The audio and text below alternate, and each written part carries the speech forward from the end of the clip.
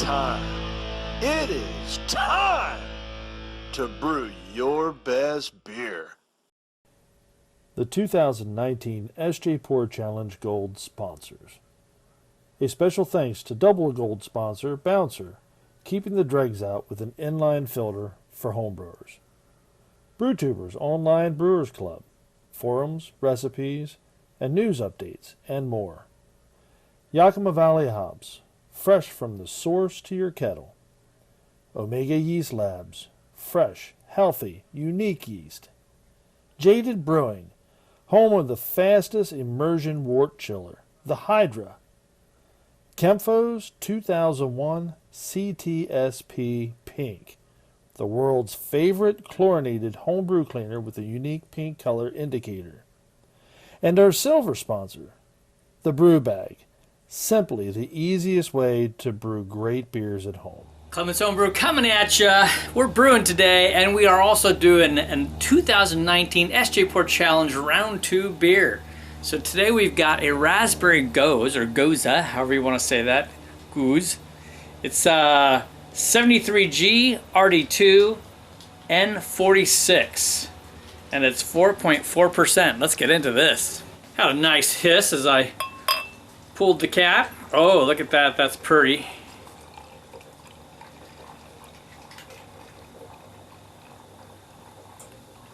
This looks like it was keg conditioned, so no worries there. But look at that. That's just a beautiful raspberry color, isn't it?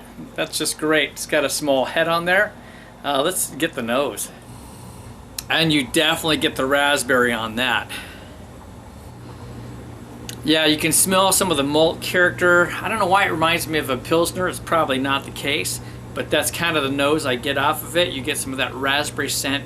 You get just the lightest like hint of the yeast type esters coming off of it.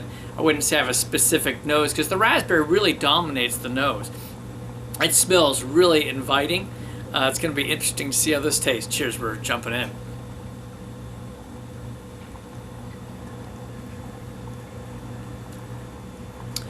That's nice. Oh, okay, there we go.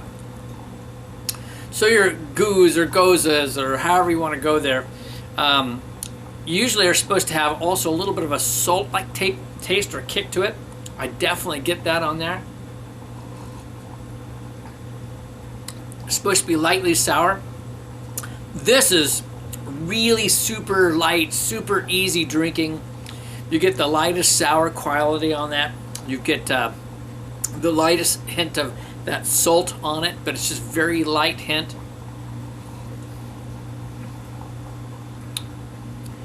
And you get the raspberry.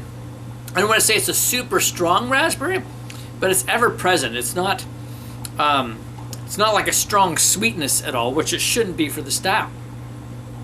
But the raspberry is definitely there. I like that. It's just easy, really well balanced. I know some people make like a Berliner Weiss, for example, which is also lightly soured. And some of the traditionals, you actually put a syrup in there to give it the fruit flavors when you go that direction. With this goza, it's just really well balanced, I think. So I'm going to enjoy this here and make some notes, and I'll be back. As I move on to some of the other characteristics of this, I mean, I've got to give high score in terms of the mouthfeel. I mean, it just follows perfectly. It's like it's fine bubbles. I wouldn't say it's highly effervescent, which they can be more highly effervescent, but it's that light to almost medium body. It's got a crisp characteristic to it, which is beautiful. It's really more of a summer beer, I would say. Almost champagne-esque, except for that it's, you know, it's a sour, and it's got that little bit of salt bite to it, which is fun. It's semi-dry on the palate, but it doesn't completely dry out. I just have to say overall, I think for a goza, this is like super well crafted. You know, I don't specialize in gozas. I've had a number of them I've reviewed over the years, but I just think from everything I've read and everything I've tried and ones that have won awards, I think this is one well crafted beer. So cheers to whoever made this one. Catch you on the next Sjporr Challenge beer review 2019. Woohoo!